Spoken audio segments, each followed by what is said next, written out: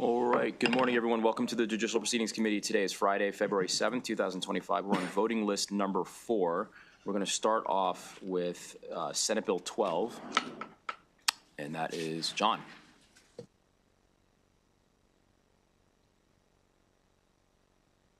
Of a creative or trust for certain irrevocable trusts called slat trusts that are created by an individual for the benefit of the individual's spouse during the spouse's lifetime or for the benefit of the individual's spouse and any other beneficiary during the spouse's lifetime, and with respect to which after the death of the individual's spouse, the individual is a beneficiary through the exercise of a power of an appointment. This protection currently exists for Q-tip trusts. And Ms. Laura Thomas, who you might remember from the hearing, provided this decision tree, which should be in your packet, to help compare the two different types of trusts. She's also here if you'd like to come up to answer any questions that you have about the trusts that are really specific, because this is a rather technical bill. Okay, Senator West, do you have any commentary before we start talking about the bill? Thank you, Mr. Chair.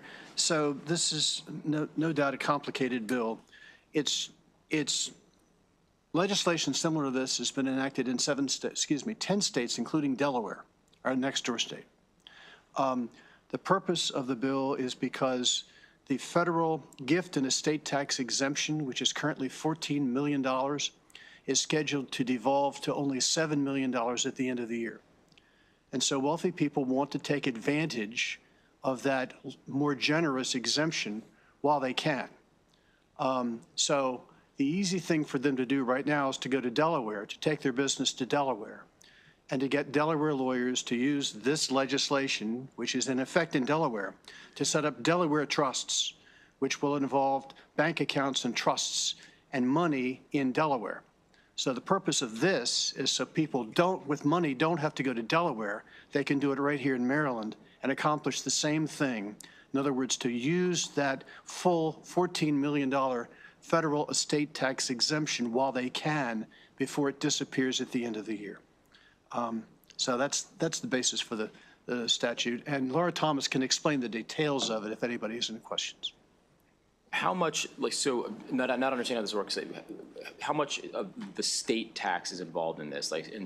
How much is being sheltered from the state? Laura? So,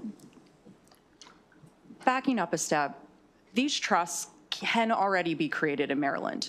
The part that this bill specifically addresses is whether or not, if the power of appointment is exercised by the beneficiary spouse, whether or not that interest that the creator of the trust receives back after the death of the beneficiary spouse is able to be attached by creditors or included in their gross estate for estate tax purposes.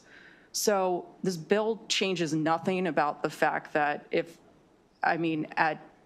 somebody gives their full federal exemption to their spouse in a slat trust, they have taken also $14 million out of their taxable Maryland estate as well.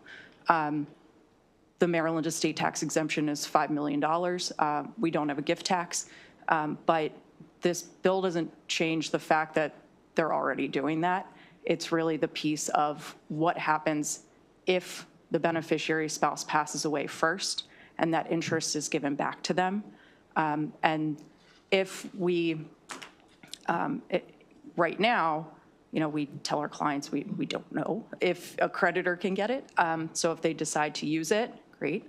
But a lot of our clients go and decide not to put this type of power in their trust or not to have their spouse exercise it, which effectively, going down the line, if that's the creator decides to remain in Maryland afterward and they did have an interest in this trust and distributions are made to them, that's taxable income for Maryland purposes. So there's kind of on the income tax side, benefit to the state to having those people stay here and be able to tax the income from that trust if they remain a Maryland resident. Okay, so that's the tax that you're talking about is on the back end after the trust is created. I guess I have two questions. One is, if you are a Maryland resident, if we don't fix this cork in the mechanism that's already there. Would Maryland residents then go and create the same trust in, let's say, Delaware? They create it, more likely they move to Delaware or they move to Florida, because those states have the ability, even if they create the trust there, and under that law, really, if they're that concerned, they're going to create the trust in that jurisdiction where they know it's protected from creditors and from inclusion in their federal gross estate. And if they're that concerned, again, about income tax, they relocate to those other states as well. So at risk of sounding foolish again, too, like, did you have to be a resident of that state to create the trust in that state? No. Okay. You can apply if you have a, Delaware has some laws about, you have to have a trust company there. The trustee has to be there. But outside of that, you can apply the law of any state to a trust, and an attorney who's barred in that jurisdiction would be the one creating the trust.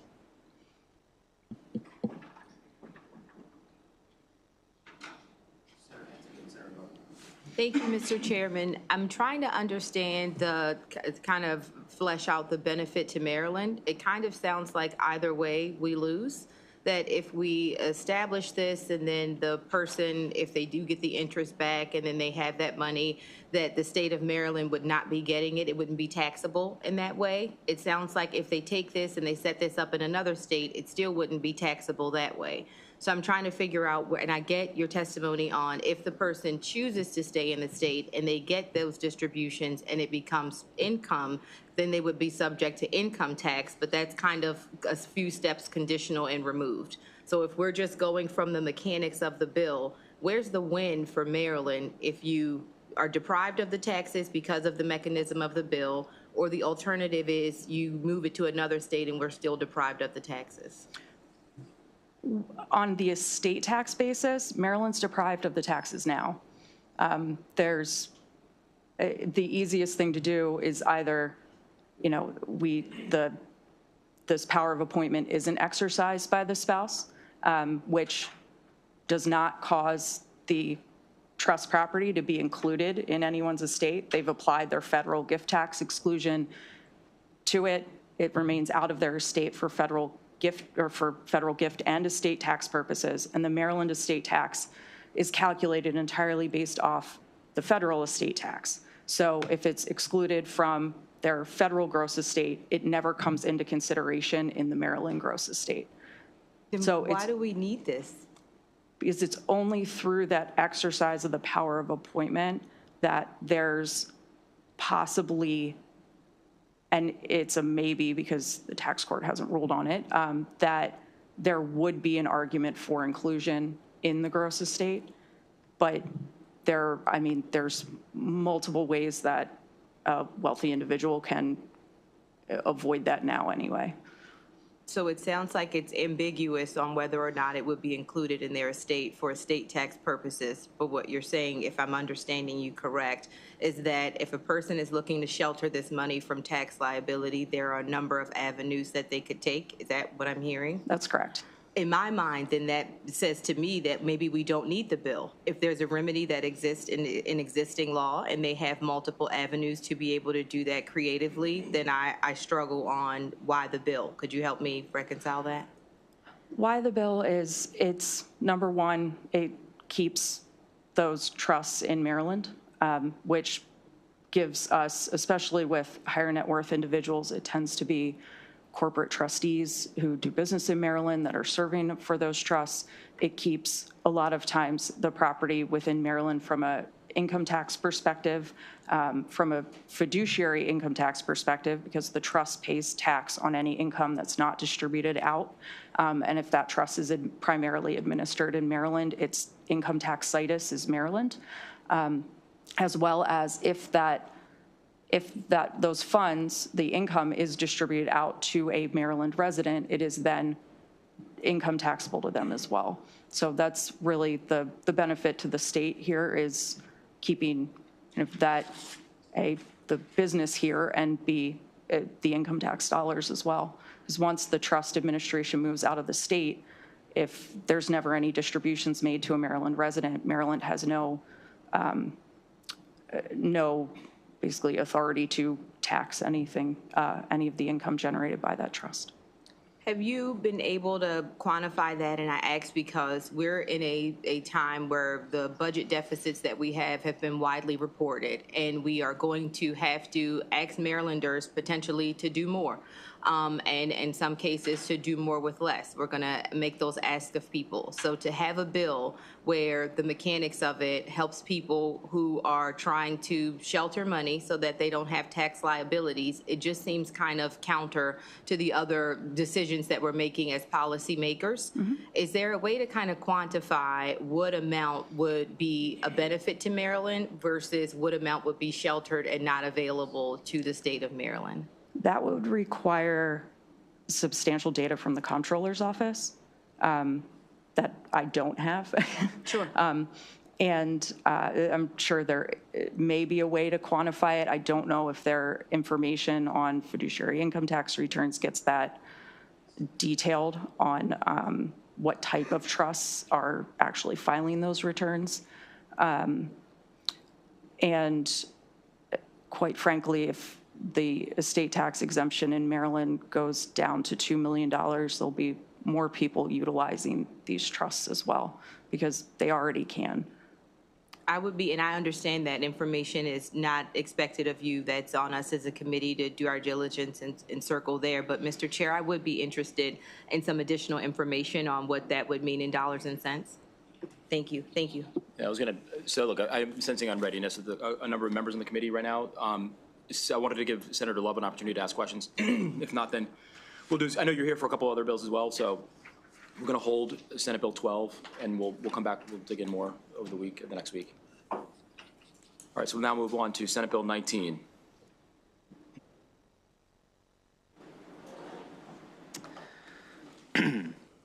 Senate Bill 19 repeals specific rates and sources of payment established in statute for trustee commissions in instances where the trustee compensation amount and source of payment is not established by the trust or any other valid agreement, and the trustee is not a financial institution or Maryland attorney that is authorized to charge certain increased compensation rates. In such instances where the reasonableness standard applies, it is distributed evenly from the trust income and principal, and there establishes various factors for a court to consider in determining whether a trustee's compensation is considered reasonable. The bill preserves the application of existing specific rates and sources of payments to compensation of a guardian of property of a minor or disabled person, and the beneficiaries can go to court to challenge the reasonableness of it.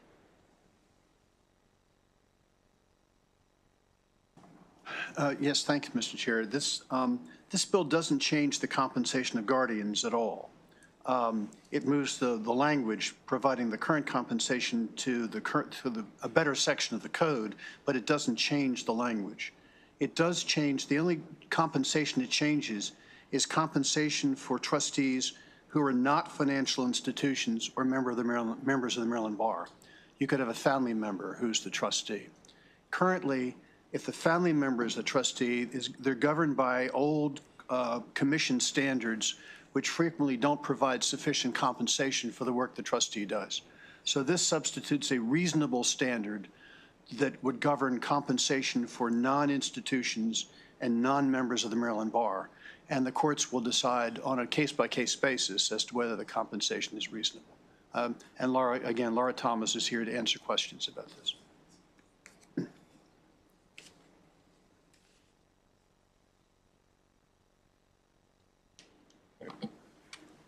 Further questions from the committee or discussion? All right, is there a motion? Second. Is 7 okay being recorded in the affirmative? All right. Senate Bill 19 passes unanimously. We'll now move on to Senate Bill 22. Senate Bill 22 establishes a task force to study fiduciary adjudication in Maryland. The governor must designate the chair of the task force. The administrative office of the courts is providing staff. By January 1st, 2026, the task force must report its findings and recommendations to the governor and the General Assembly. The bill takes effect July 1st, 2025 and terminates June 30th, 2026. There are 2 amendments in your packet, or really 1 amendment. It specifies that for 2 members of the task force that are supposed to be from the Maryland State Bar Association, they have to be designated by the chair of the Estates and Trust Law section, not just the Estates and Law Trust section generally. And it adds a requirement that of those 2 members, one of them has to be from a resident from a jurisdiction of less than 250,000 people.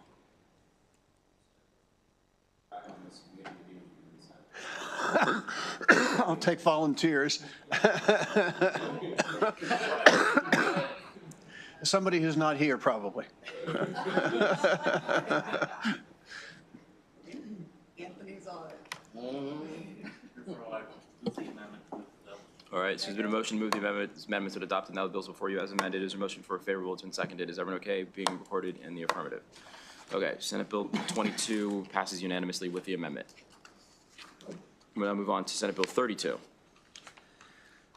Senate Bill 32 establishes specific requirements in a tenant holding over action if the landlord or the landlord's spouse is 1, on active duty in the U.S. military, 2, has relocated to the state as a direct result of being on active duty, 3, intends to occupy the property that is the subject of the complaint following the entry of a judgment, and 4, submits supporting documentation for all of the above.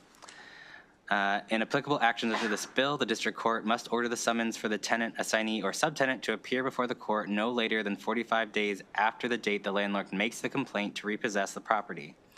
If the constable or sheriff of the county does not serve the summons within 10 days of issuance, the summons may be served by a private process server. There are some concerns about using a private process server as they are not as neutral as the sheriff's office would be. The sponsor let us know the sheriffs are the ones that actually requested that provision due to capacity concerns.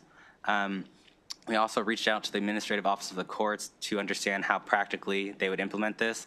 They said it would be really easy. They see no roadblocks, and they would just create a supplemental form that would go along with the filing for this type of complaint.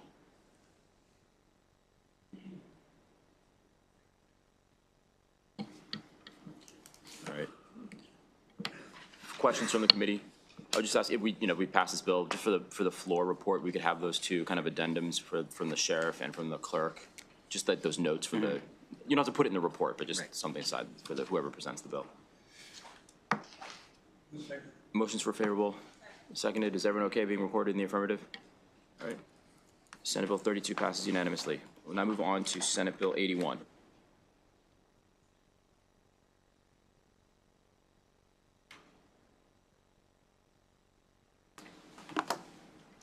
Senate Bill 81 prohibits a person from committing a violation of 7302 of the criminal law article, which is unauthorized access to computers and related material.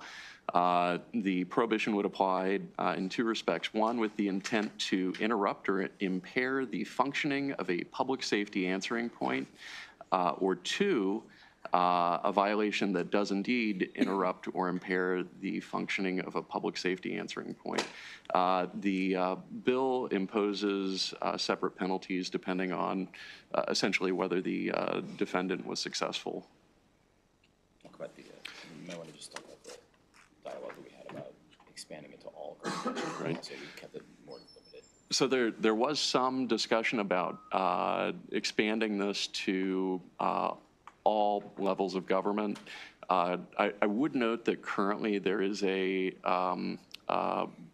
prohibition included in the existing law that prohibits a person from committing any of these computer-related offenses with the intent to interrupt or impair functioning of state government or a public school. So really, I mean, the only thing that's kind of left out of there is the counties or the locals. The penalty structure for this is a little bit different than what exists throughout most of the existing law. Now, a basic violation of this law is a 3-year misdemeanor. There are sort of subcategories of violations that range from 5-year misdemeanors to 10-year felonies. That the distinction between which would apply is generally based on the aggregate amount of loss associated with the cyber attack. So In general, for most of the violations, if the loss is $10,000 or more, it's a felony punishable by 10 years. If it is under $10,000 in loss, it's a misdemeanor punishable by 5. This takes out the question of aggregate loss and really just focuses on whether or not they. Solid 25, solid 50. Well, right, whether they were successful or not. Yeah. 20.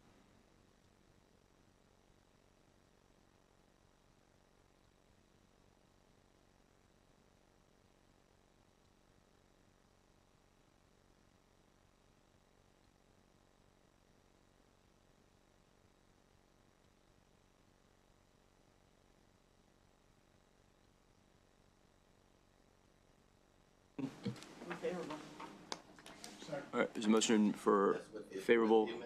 There's no amendment. So we're keeping it more narrow just to the 911. The reason why I had Jamie read out the kind of the rest of the statute is because a lot of the other government functions are covered just in a different scheme. And that's why he was kind of walking us through the penalty scheme, whether based on the aggregate damage that is created by the attack, unlike a school or. We don't want to collapse. That's what we were talking about, having one consistent penalty for the act itself, not necessarily looking at the aggregate. Well, that's a question. I mean, the bill does it kind of cut and dry for whether you attempt or whether you complete. So that's all on the last page, or the second to last page, page 3. So it's just a question of how you want to go.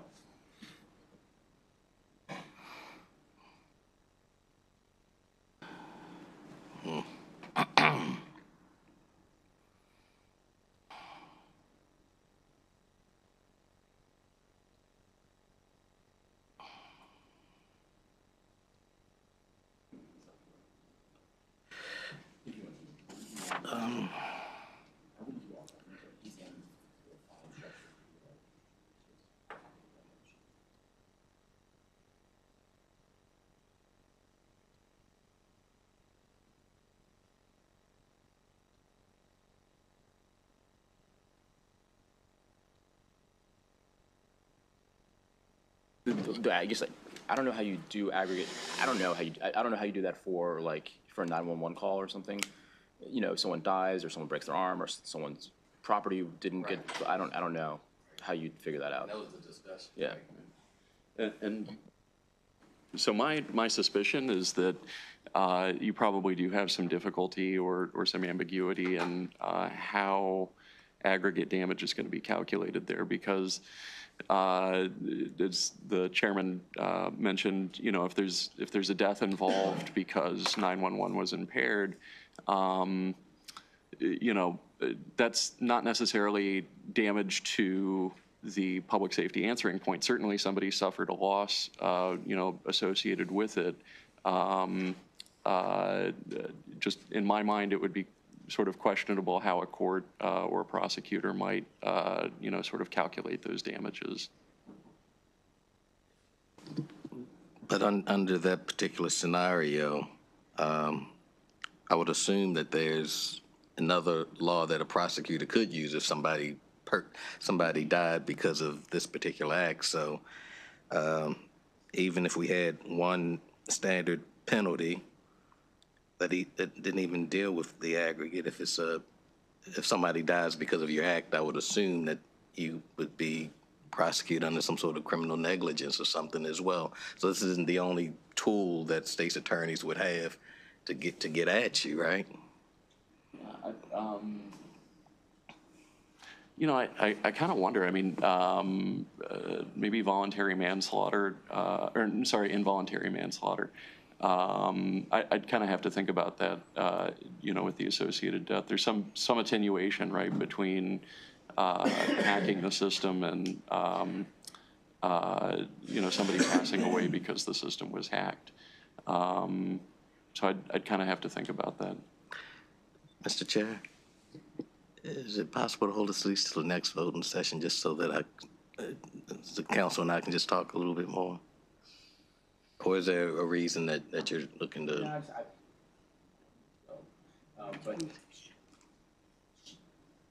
You might want to mention something, just to Cheryl. That was, okay.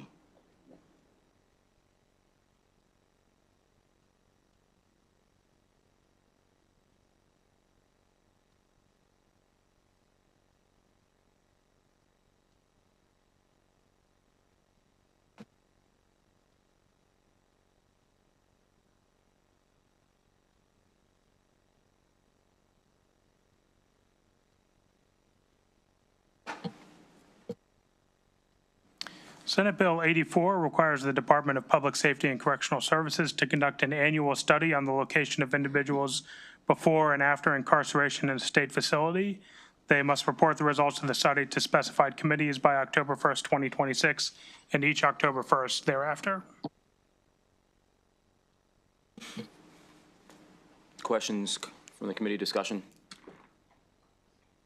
Is there a motion? Motion. And second, is everyone okay being recorded in the affirmative? Senate Bill 84 passes unanimously. All right, no. Yeah. Senate Bill 92.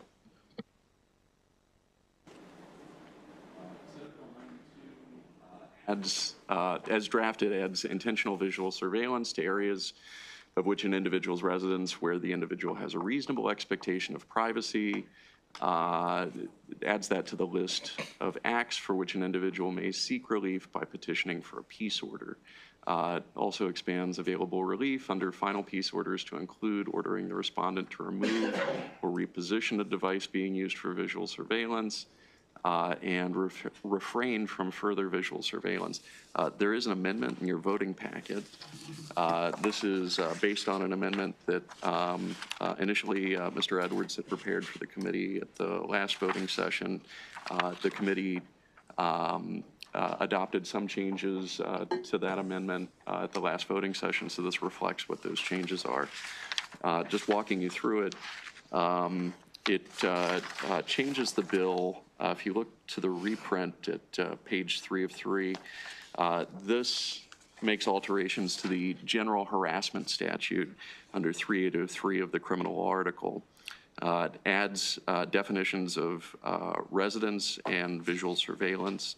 Those terms are also reflected elsewhere in existing law, but by incorporating them here, they would apply to this section.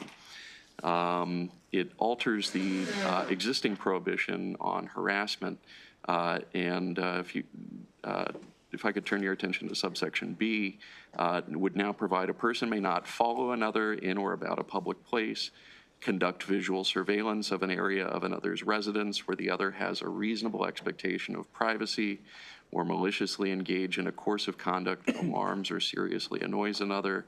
1, with the intent to harass, alarm, or annoy the other. 2, after receiving a reasonable warning or request to stop by or on behalf of the other. And 3, without legal purpose. Based on discussion that the committee had at the last voting session, there's also a construction paragraph added in subsection C. Existing law provides that this section does not apply to a peaceable activity intended to express a political view or provide information to others. New language is also added that would provide this section may not be construed in a manner that infringes on any right guaranteed under the United States Constitution or Maryland Declaration of Rights. So it's a fairly broad construction provision. Which part?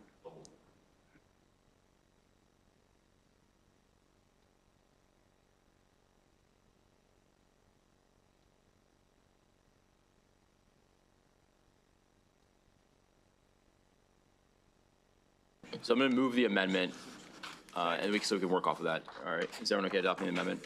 All right. Now the bill's before you as amended. Further discussion.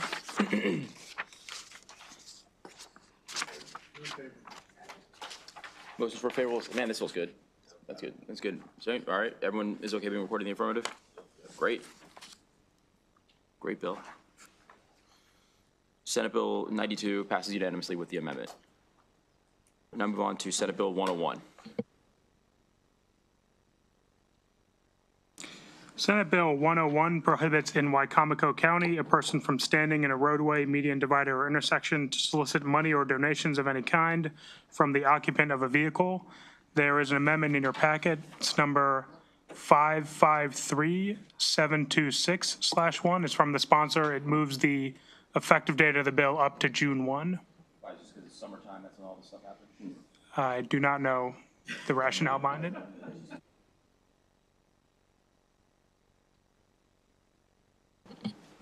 Can we move the amendment? Is everyone okay adopting the amendment?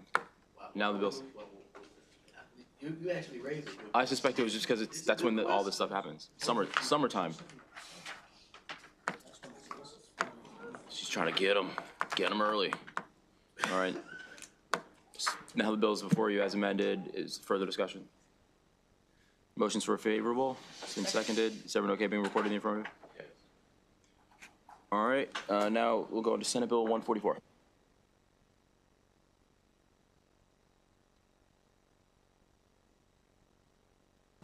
Senate Bill 144 establishes the Maryland Limited Worker Cooperative Association Act, which generally provides for the formation, operation, and dissolution of such entities, which would be limited liability companies that elect to be governed as a limited worker cooperative association.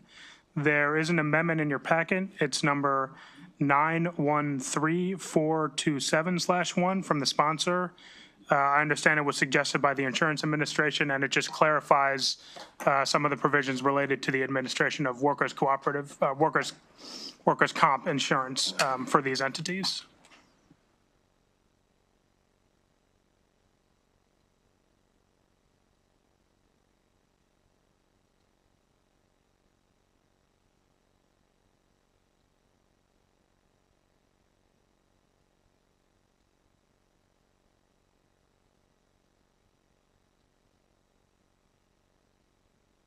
All right, can we adopt the amendments? All right, is everyone okay adopting the amendments so we can work off the bill as amended? Yes. Okay. Now the bill's before you as amended. Further discussion on the bill? Yes, I'm not going to oppose the bill. It's an interesting way to create a new form of business organization in Maryland. And at my request, last year, Senator Washington made contact with the business law section of the State Bar Association, which spent a great deal of time analyzing the bill and came up with on several occasions, suggested changes to the bill to make sure that the new form of business association would work. The most recent letter sent by the business law section suggests that there's still some respects in which this does not work. And on the other hand, I understand that the senator really wants to get the bill passed, so I'm not going to oppose it. But I think we should pass it with our eyes open that there may well be litigation that ensues when the elements of this bill that don't work are tested in the courts. I think it would be better for us to get it right before we pass it, but I understand there's a move to get it through, so I'm not going to stand in its way. Thanks.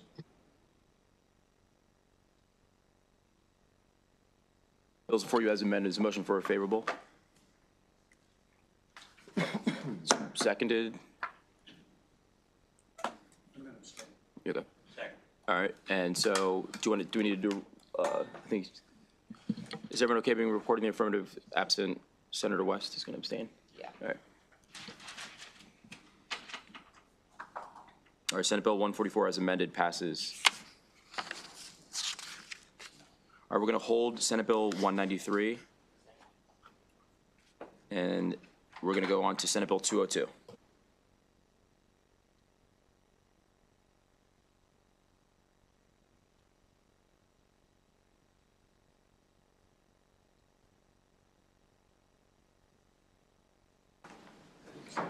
Senate Bill 202 is a departmental bill from the Department of State Police. It alters the procedures and requirements for DNA collection and testing under existing state law. At the committee's last voting session, a few amendments were either adopted or discussed. I'd note for the committee that the committee lowered the applicable penalty for an individual who refuses to provide a DNA sample from $10,000 to instead be $1,000. There is an amendment in your voting packet. This was prepared based on a request from the committee at the last voting session. And it's amendment 293923/1 in your voting packet. This provides on page 4 of the reprint that the subsection is governing when DNA samples would be tested would provide this subsection does not apply to a DNA sample collected as a result of a probable cause determination made by or an arrest warrant issued by a commissioner of the district court unless the determination is made or the arrest warrant is issued based on a statement of charges filed by a police officer as defined in 3301 of the public safety article or a state's attorney. So this would exclude those citizen complaints to district court commissioners. Shanika did good work. All right, I'd like to move the amendment. Second, is it okay adopting the amendment? Sorry, so the open question on the amendment, it's a question from Senator Henson. It's a question on the amendment for council. I believe the purpose of the amendment is to modify the language on page 5 in the section that kind of triggers when the sample can be tested. I'm just making sure I'm putting the pieces together correctly, that because the language on page 5 still talks about the probable cause determination. Is the amendment altering or affecting what that probable cause determination would be that's under that subsection? Right. So the new language that starts at the bottom of page 4, that's all part of that, and the language into page 5 is all part of subsection D. So that new language in D1 at the bottom of page 4 is applying or modifying those circumstances on the next page. What would be the new paragraph 2 of subsection D. So it's modifying those circumstances. Thank you, counsel. Thank you, Mr. Chair. So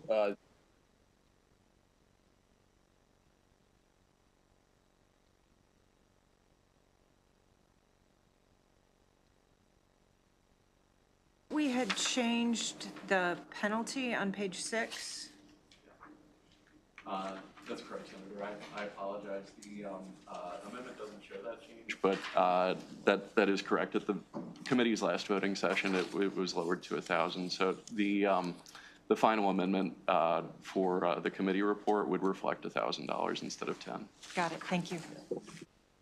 yeah, thanks. I know he mentioned it, but it's not in the paper, so it's great. I don't have that. We did it in line last time. Yeah. Let me just make sure. Okay, yep. Lower penalties. And Okay, yeah. I This is the third one. Do you want to speak? Give Josh, Jamie. And just for the committee's consideration, I know at the last voting session, there had been some question about looking at page 5. And I'll just sort of put this out for the committee. There had been some question in line 4 of page 5 that a determination is made that probable cause exists for a qualifying crime in accordance with the Maryland rules. The committee or some members of the committee had asked about whether that could be a probable cause determination made by a police officer. My read is that generally no. It seemed that the intent of Department of State Police was that it actually be a judicial officer making that determination.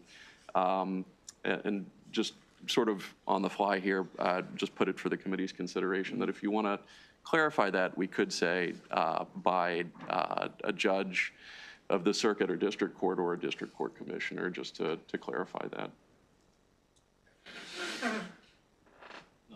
Okay, can you just write that out? Sure. Read it back. So, That's your intent. You're Yeah, fine she- with that. She's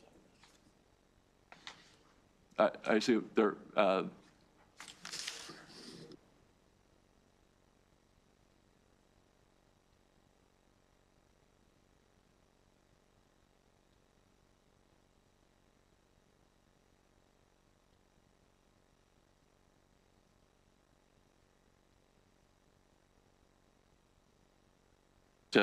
you guys actually adopted that at the last voting session. So the language will read, a determination is made by a judge of the circuit court or a judge of the district court or a commissioner of the district court that probable cause exists for a qualifying crime in accordance with the Maryland rules. Next time. Let's-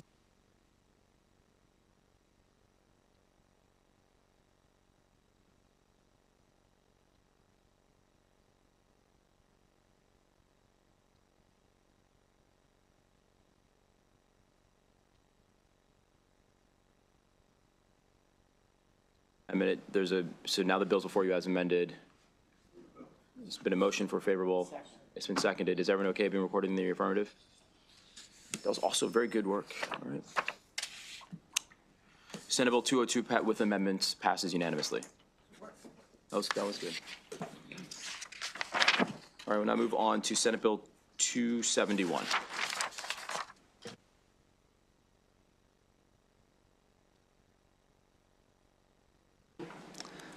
Senate Bill 271 expands the definition of state personnel under the Maryland Tort Claims Act to include an employee of the office of a sheriff of a county or Baltimore City.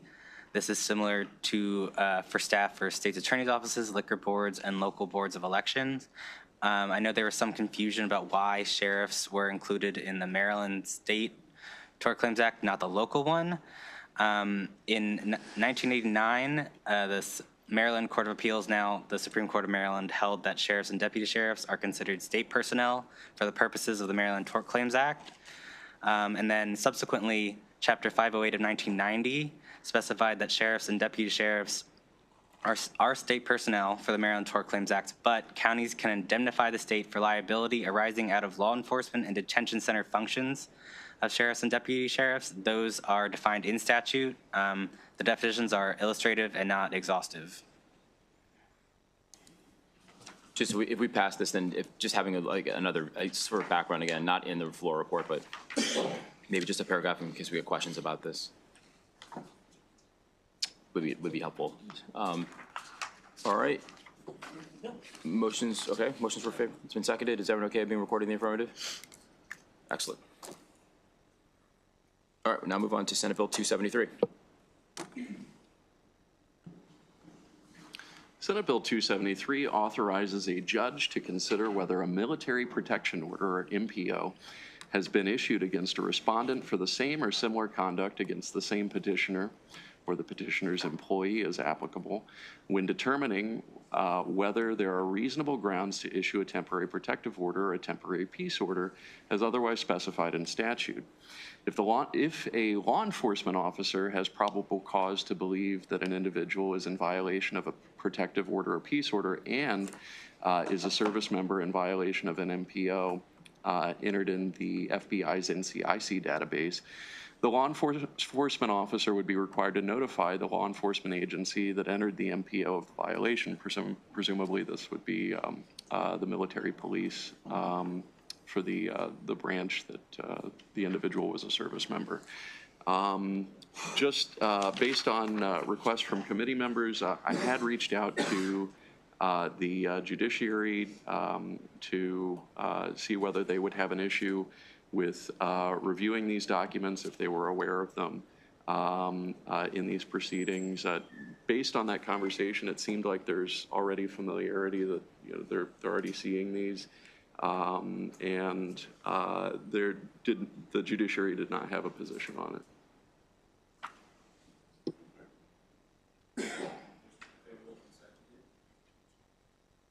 In the affirmative?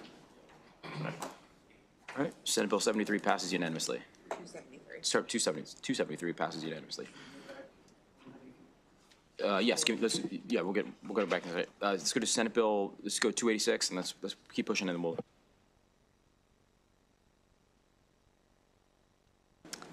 Senate Bill 286 specifies that when registering a domestic partnership or obtaining a marriage license, the full legal name and date of birth of each party must be provided.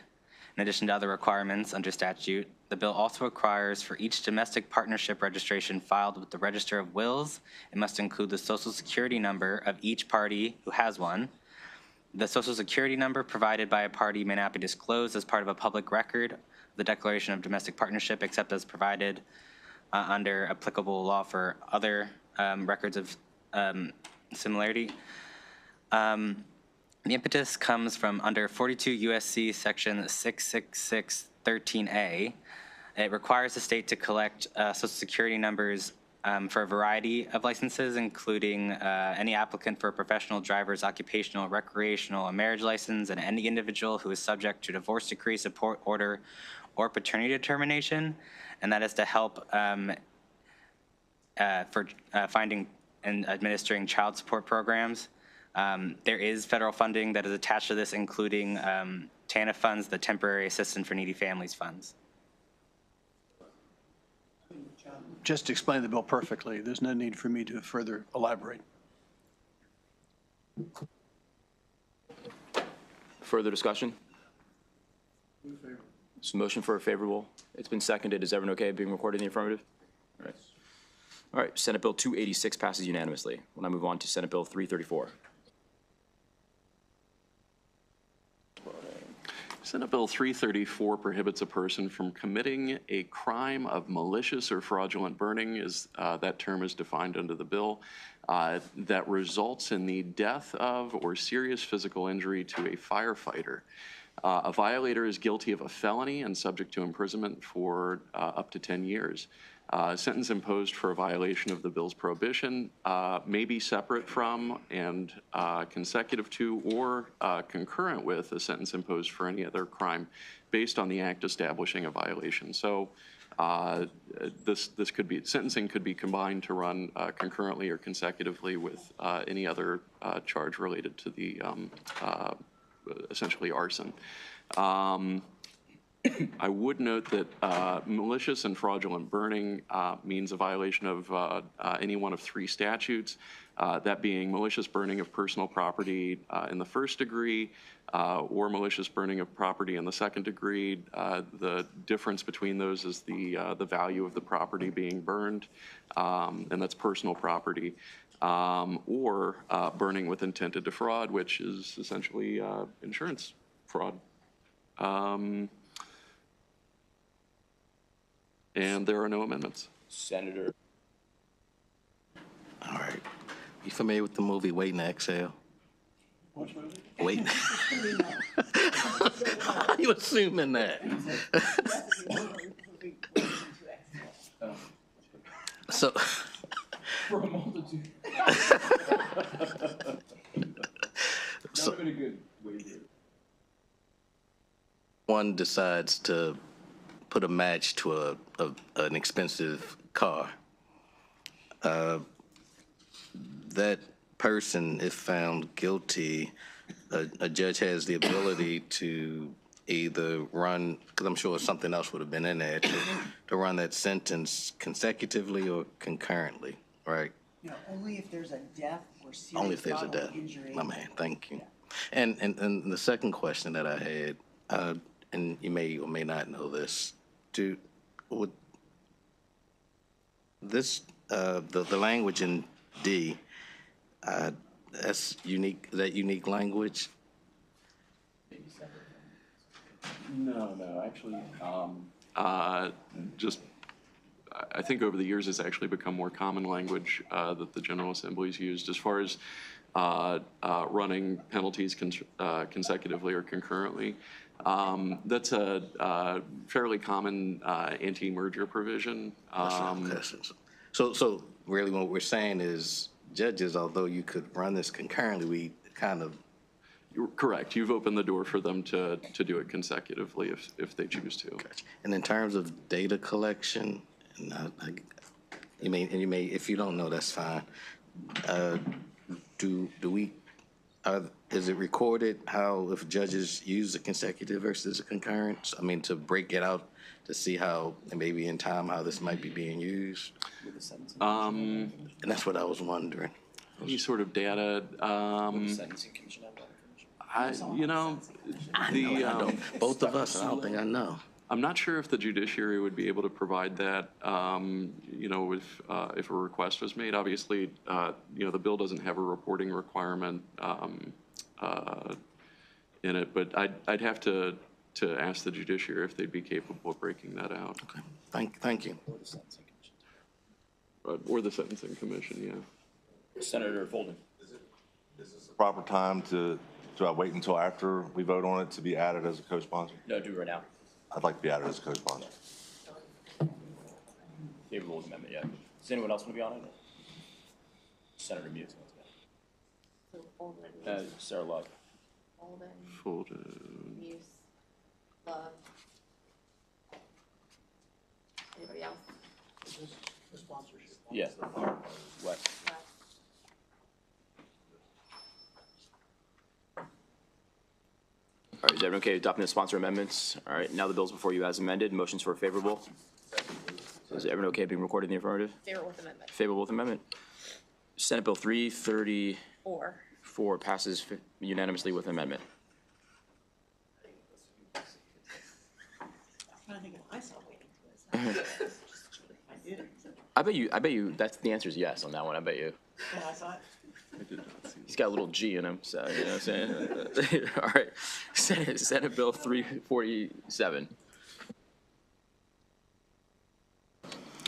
Senate Bill 347 authorizes a local Department of Social Services to request assistance from federal law enforcement officers in an investigation relating to an alleged vulnerable adult. The bill also alters certain statutory provisions regarding the prohibited disclosure of information concerning an applicant or recipient of specified services to include adult protective services.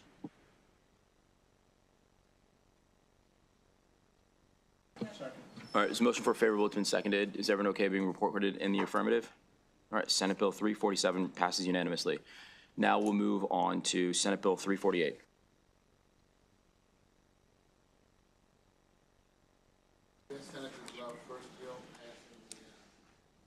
Is it? Yeah, it is. Oh. In fairness, it hasn't passed. One step at a time. Senator Folden, did I hear you say you wanted to co-sponsor that? Senator Folden, did I just hear you say you wanted to co-sponsor that? Yes. Yeah, no, I'm gonna co-sponsor this next one. No, we won't know like this. Senate Bill 348 expands the prohibition on conducting visual surveillance with prurient intent of an individual in a private place by adding a residence and another place of private use or accommodation to the list of protected locations in the definition of a private place. The bill also establishes that the list of protected locations is not exclusive. A violator is guilty of a misdemeanor subject to the existing penalties of 1 year and/or a maximum fine of $2,500. There is an amendment in your voting packet.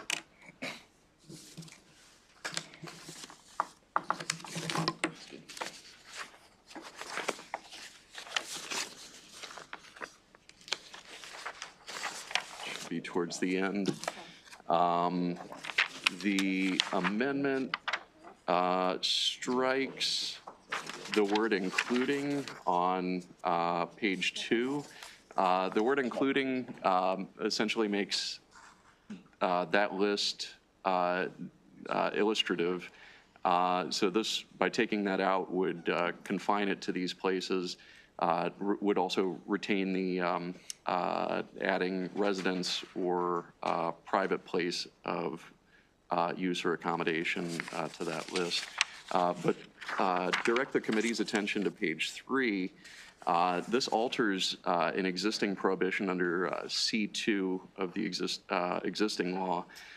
Currently, and I'll just read number 2, a person may not with prurient intent conduct or procure another to conduct visual surveillance of the private area of an individual, which is a defined term, by use of a camera without the consent of the individual under circumstances in which a reasonable person would believe that the private area of the individual would not be visible to the public, regardless of the location of the individual. That strikes the existing law, which says that it applies regardless of whether the individual is in a public or private place.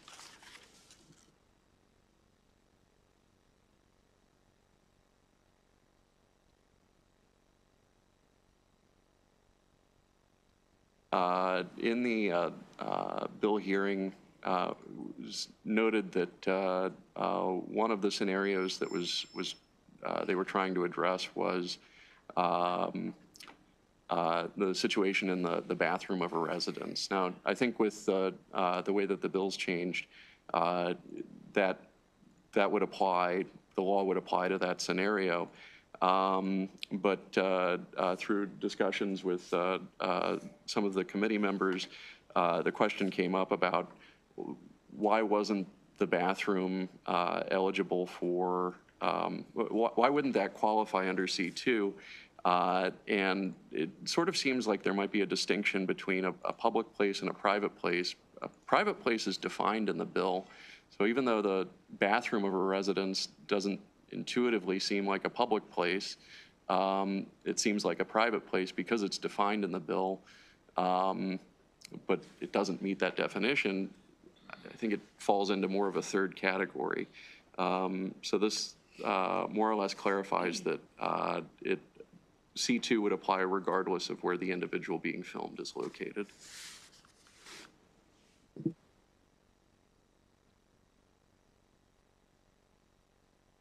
Move the amendment. Can we move? Yeah, can we move the amendment? All right, now the bill's before you as amended. Further discussion, Senator Fulton. Senator Fulton wants to be a co-sponsor. Senator West, Senator Sidnor, Senator Smith, Senator Henson, Senator Muse. Hold on. Okay, Fulton, West, Sidnor, Henson, Muse. Come on, McKay, make it a day. Am I on it already?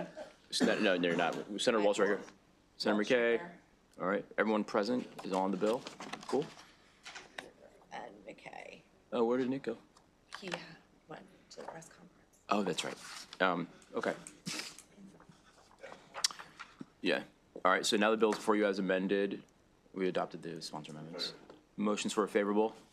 Second, is everyone okay being recorded in the affirmative? All right. Senate Bill 348 passes unanimously with the amendments. All right, we'll now move on to Senate Bill 356. Yep. Let's get that.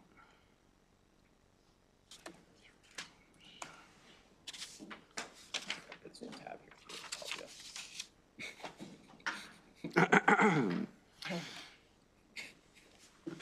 Senate Bill 356 repeals the misdemeanor prohibition against and associated penalty for knowingly transferring or attempting to transfer HIV to another.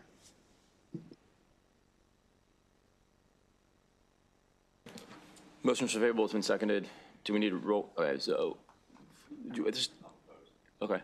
Do we need a roll call or, all right, Senator Fulton's down. Let's strike that then. We'll amend it. We'll strike it, it's fine. So Senator Love would like to be on the bill. Yeah. Senator Walsh-Stryker.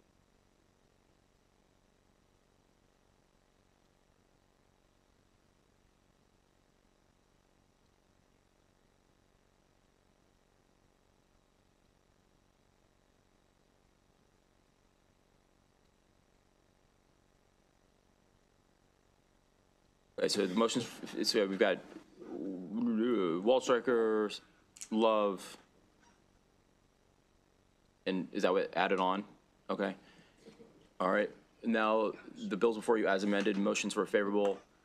It's been seconded. We've got. We can just do Senator McKay, Senator Fulton are down. Everyone else is in the affirmative.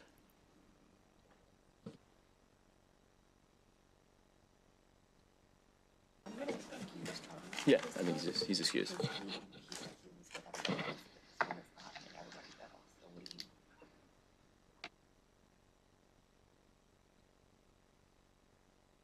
All right, so what's the final tally? It is 7-2. All right, so Senate Bill 356 passes 7-2 as amended. The amendments were co-sponsors. All right, now we'll move on to Senate Bill 390. Senate Bill 390 authorizes a technician employed by or under contract with an agency rather than only a duly authorized law enforcement officer to sign a statement in a citation alleging a speed monitoring system violation and swear to or affirm such a statement for evidentiary purposes. The bill also requires that any duly authorized law enforcement officer or technician employed by an agency has to complete reasonable training specific to the speed monitoring system before they may certify any violations. All right, discussions. Senator Fulton. Thanks, Mr. Chair.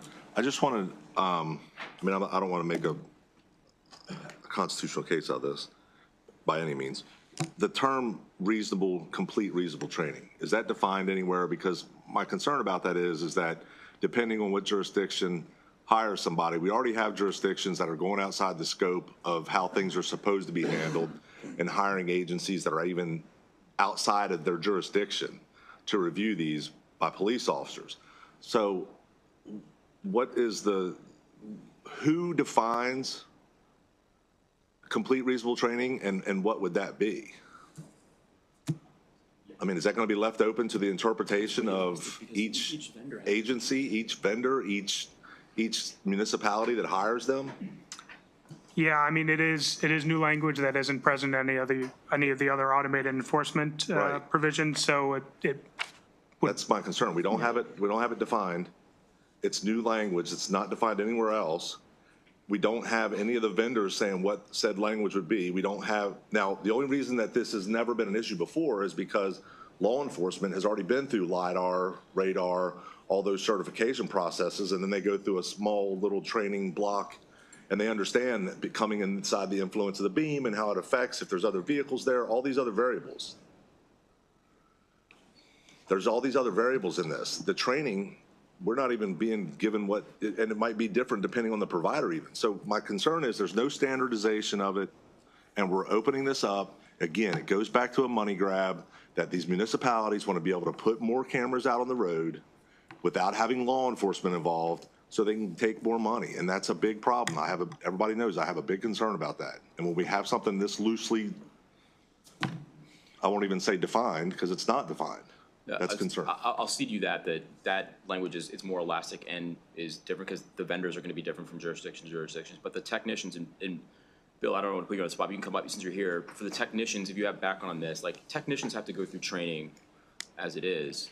But look, I don't think this is good. This is not going to result in the proliferation of new cameras. Here's the deal, because that's on us. That's on us. Can we put a cap on the number of cameras that are allowed to be put in the state as part of this? That's on us. But like, the thing that hits me on this is that the jurisdictions that don't have police forces are having to contract out with other jurisdictions, siphoning off police resources from larger jurisdictions to gap fill. But what they have is they have a county police or a county sheriff's patrol, and they hire those people to do it off duty. So you're not taking resources away.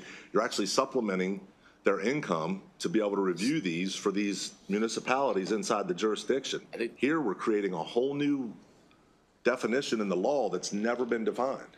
Overtime, I think, would be best. I mean, if there's an option for overtime and supplementing income, I mean, maybe doing other things other than viewing. I mean, that's what they do in other jurisdictions now for smaller municipalities that do not have a police force. And that's why I think this is a great bill. But can you talk about just technician training? Yeah, thank you, everyone. Good morning. Bill George with the Maryland Municipal League. The training provision was, in discussions with the chair as the bill sponsor, that was added as a way to set a floor for training that currently doesn't exist. And it was, so the training provision that was added to the bill for this year was done, oh, I'm sorry. Yeah.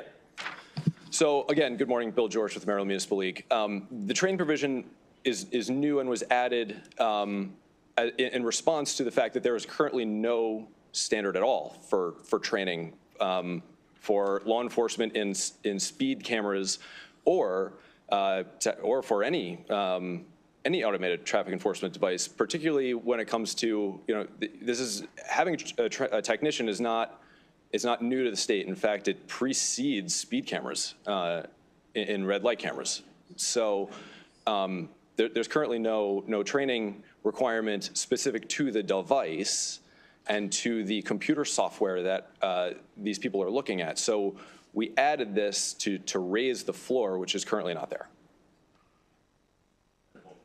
I appreciate that. Thank you for that answer, but it still doesn't answer my concern, which is we're creating new language with no standard. And if there should be any place where you're going to start issuing people citations and taking their hard-earned money as a money grab scheme, there should be a standard to the training that is uniform regardless of what jurisdiction you go to. It should be uniform all the way across. I don't even care what the contract says. It should be uniform. So I don't know how this, that is a very, those three words, complete reasonable training, is a very sketchy standard. So for me, all right, look, that was, like, as he alluded to, I was saying, if there's training added on, since there's no training, I was like, look, we should add something. So can we? Because I also mirrored from the red light cameras, which technicians with no training, specialized training, have been doing since 1997. And so I don't see that there's a real problem, but if there is, a way to raise the bar, as you said, then that's there. I also have no problem taking it out. But so take it out.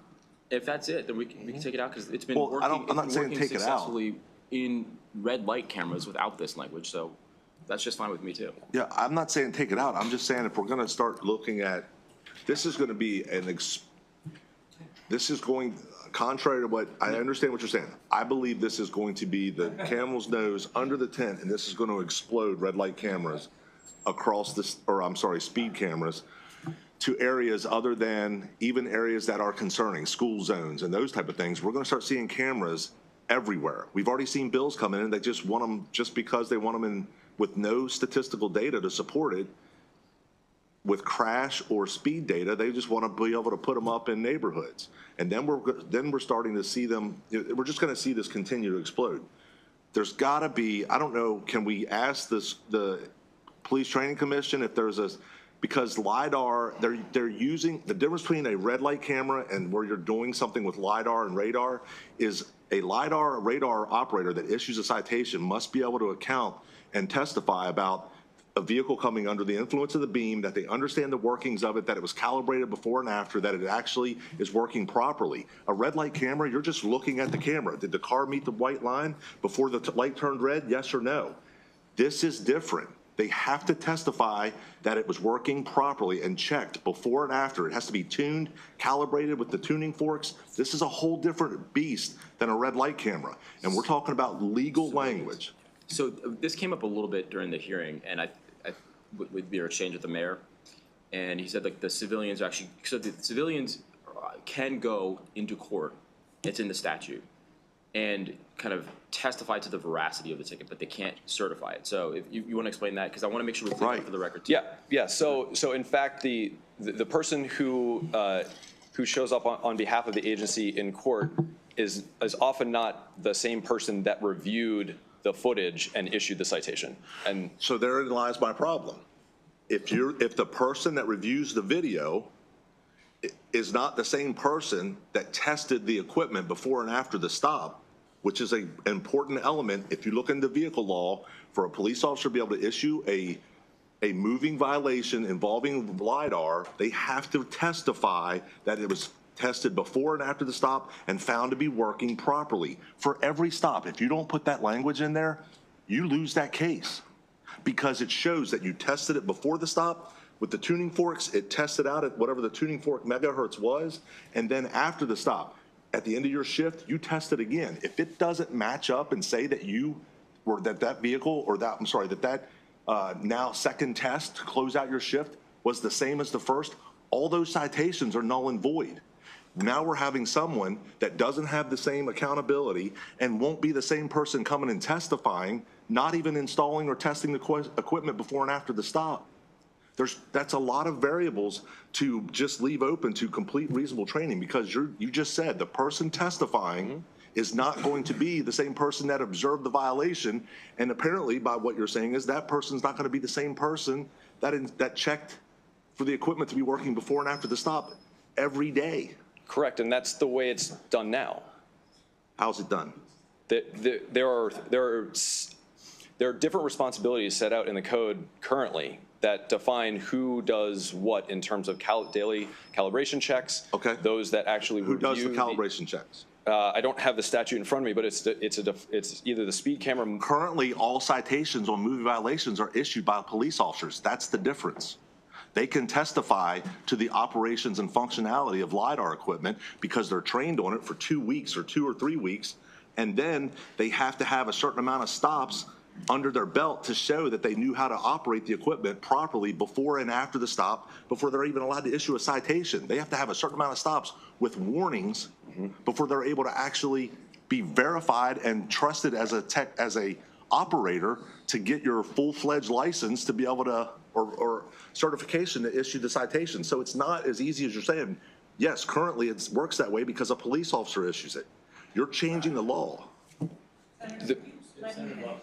Sure.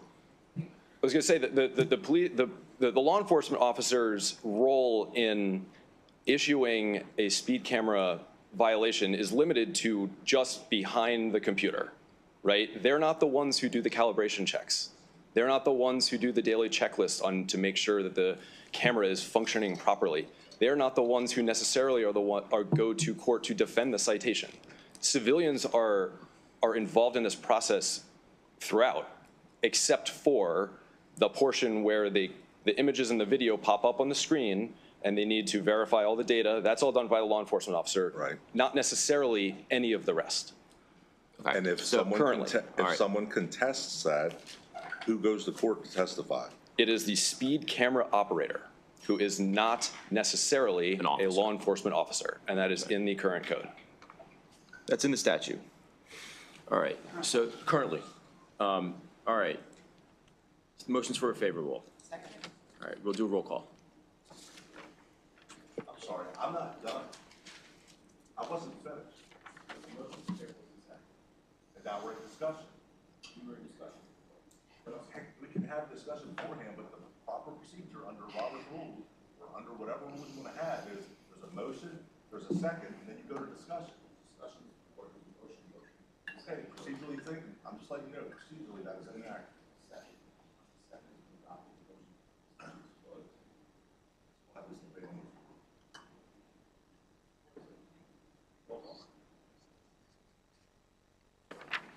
Vice Chair Waldstreicher. Yes. Senator Sidnor. Yes. Senator West. I'm going to abstain.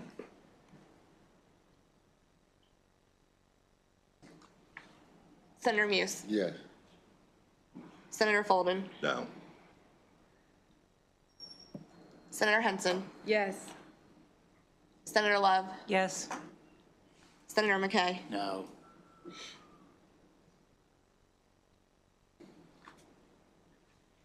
Chairman Smith. Yes. That's fine with that.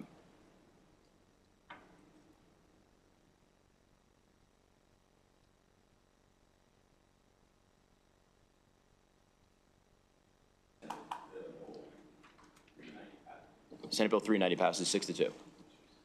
All right. That will end the voting. Well, actually, we have to, Senator, these are all withdrawn, right? You're holding. I'm going to hold my, I'm in negotiation. And they have some good amendments. They're not against it, and they have some good amendments to make it better. So. Sorry about that. So we've got Senate Bill 561. Senate Bill 561 establishes that non-escheat capital credits held by an electric cooperative may not be presumed to be abandoned property and authorizes the use of such credits for specified purposes. Discussion. Motions for favorable. It's been seconded. Is that okay being recorded in the affirmative? Excellent. All right.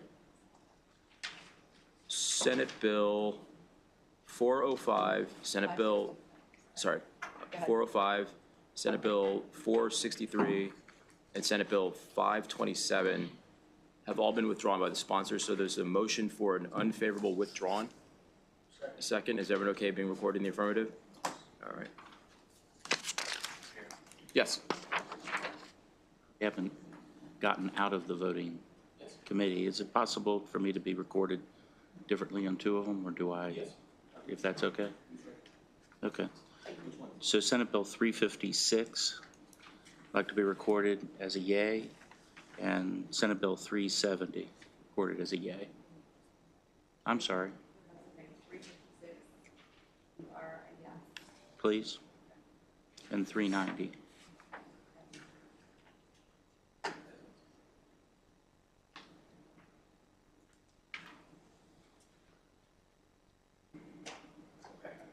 All right, thank you for your grace. Yeah, let's do assignments real quick, and then we can do it off camera. Just let's gavel out of the voting session while we restart the thing, and then we'll. So that'll conclude the voting session. We'll gavel out. We'll come back in 5 minutes. 5 minutes for voting for bill hearings.